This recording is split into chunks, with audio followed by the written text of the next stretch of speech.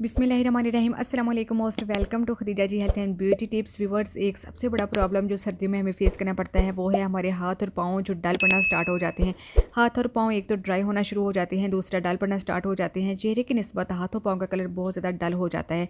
कैसे अपने हाथों पाँव की स्किन को सर्दियों में नीट एंड क्लीन बनाया जाए, सॉफ्ट बनाया जाए, तो ये जानने के लिए करते हैं वीडियो को स्टार्ट करने से पहले चैनल को कर लीजिए सब्सक्राइब, ताकि मेरी आने वाली तमाम तरह अच्छी वीडियो आप तक आसानी से पहुँच सकें। सबसे पहले हम एक नीट एंड क्लीन बॉल ले लेंगे और सबसे पहले इस ब्लीच को रेडी करने के लिए हमें चाहिए होगा टमाटर आपने जो है वो दरमियाने साइज़ का लेना है। आप लोगों ने एक टमाटर लेना है।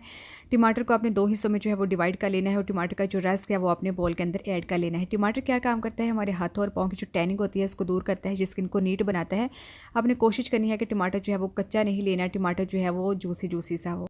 नेक्स्ट इसमें हम लेंगे लेमन को भी आपने दो हिस्सों में डिवाइड कर लेना है। लेमन के जो बीज है वो आपने रिमूव कर लेने हैं। हाफ लेमन का जो रस है वो आपने ऐड करना है, पूरे लेमन का रस इसमें ऐड नहीं करना है। टमाटर और लेमन दोनों में ब्लीचिंग प्रॉपर्टीज़ होती हैं, ये दोनों ही बहुत ज़्यादा बेस्ट होते हैं। अच्छा, जिन लोगों को लेमन सूट नहीं करता है वो लेमन को स्किप कर सकते हैं, ठीक है।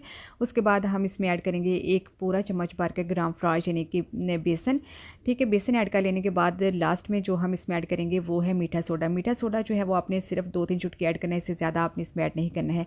सब चीज़ों को अब हम अच्छे से मिक्स कर लेंगे। इसके अंदर कोई और चीज़ ऐड नहीं करनी है। मिक्सिंग आपने बहुत अच्छे से करनी है, क्योंकि जितनी मिक्सिंग आपकी पैक की अच्छी होगी उतनी ही आपको इसके बेस्ट रिजल्ट मिलेंगे। हाथों पाँव की जो ब्लीच थी वो बनकर रेडी हो चुकी है। आपने इसको कैसे अप्लाई करना है, आपने इसको साथ ही रेडी करना है और साथ ही लगा लेना है। ऐसा नहीं करना है कि आपने इसको छोड़ देना है आधा घंटा या घंटा और उसके बाद आपने इसको अप्लाई करना है, ऐसा नहीं करना। अच्छा, जब आपने क्या करना है कि आपने टमाटर का जो रस था वो तो आपने रेमेडी में यूज़ कर लिया है, निकाल लिया है, लेकिन टमाटर का जो बाकी का पार्ट बचा हुआ है आपने उसको ब्लीच के अंदर डिप कर लेना है और पूरे हाथों पाँव के ऊपर और जो जोड़ होते हैं जिनको नकल्स कहते हैं, जो काले पड़ जाते हैं, वहाँ पर भी अच्छे से अप्लाई करना है। हील्स के ऊपर भी आप इसको अप्लाई कर सकते हैं। अच्छे से आपने अप्लाई करके मसाज करनी है तकरीबन 2 से 3 मिनट, और जब आपकी मसाज कंप्लीट हो जाए तो फिर आपने 2 से 3 मिनट के लिए इसको लगा छोड़ देना है और उसके बाद आपने इसको नॉर्मल वाटर के साथ वॉश कर लेना है। तो आप देख सकते हैं कि इसका कितना बेस्ट जो है वो रिज़ल्ट आया है। लाइव में आपको इसका रिज़ल्ट दिखा रही हूँ। अच्छा, कोई भी पैक यूज़ करने के बाद आपने क्या करना है, अपनी स्किन को ज़रूर मॉइस्चराइज़ करना है।